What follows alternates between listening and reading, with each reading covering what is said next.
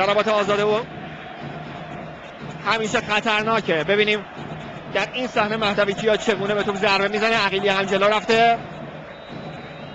دو سه تا بازیکن ما اونجا هستن. مهدویچیا سان میکنه بلند روی دروازه، این طرف زمین شجاعی، دوباره سان، فرصت توی دروازه نکونام باز هم برای تیم ایران گل میزنه. جواد نکونام ورزشگاه رو به وجد میاره. در ادامه یک ضربه آزاد جواد نکونام با یه بغل پای دقیق دروازه رو باز کرد. ایران 2 کره شمالی 0.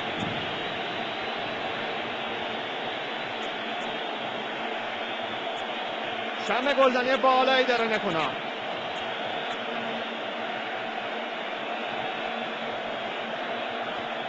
بیست سومین گل ملیش رو میزنه. با هم نگاه میکنیم. این توپ از همه رد میشه.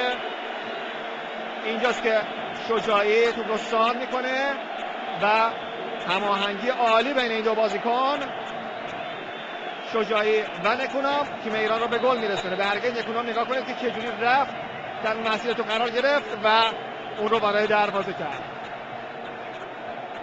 یه اثر کوچیک هم بازیکن کره شمالی در بین راه روی توپ گذاشته بودن. حالا دیگه تیم ایران در حاشیه امنیت قرار میگیره.